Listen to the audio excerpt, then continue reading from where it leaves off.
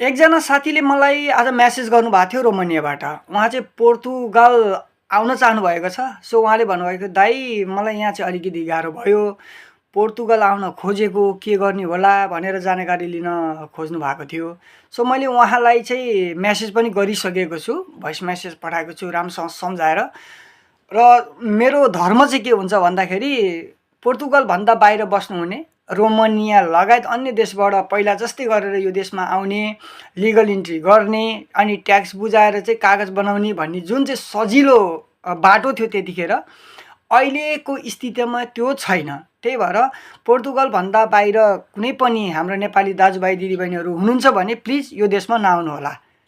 कसैले अझै पनि तपाईँलाई पोर्तुगल छिराएर कागज बनाइदिन्छु, टिआरसी बनाइदिन्छु, यो गरिदिन्छु, त्यो गरिदिन्छु भनेर आश्वासन दिन्छन् भने त्यो एकदमै सरासर गलत हो। त्यो पैसा खाने बाटो हो।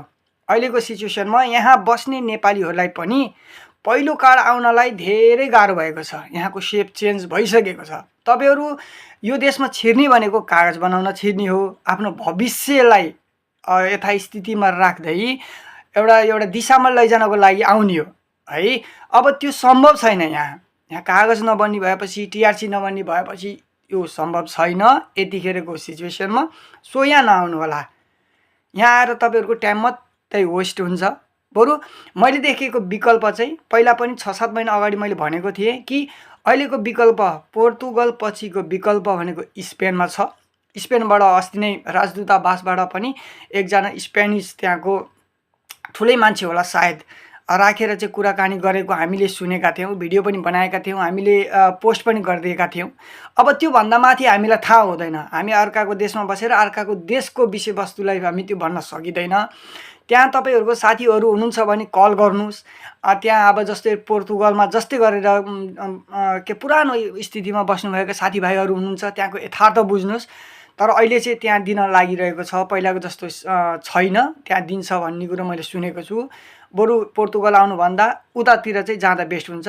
अहिलेको अवस्थामा पोर्तुगल चाहिँ नछिर्नु होला। कसैले यदि तपाईँलाई छिराउन चाहन्छ भने, आश्वासन देखाउँछ भने त्यो पैसाको खेल हो, तपाईँलाई डुबाउन खोजेको छ भन्ने कुरो चाहिँ बुझ्नु होला।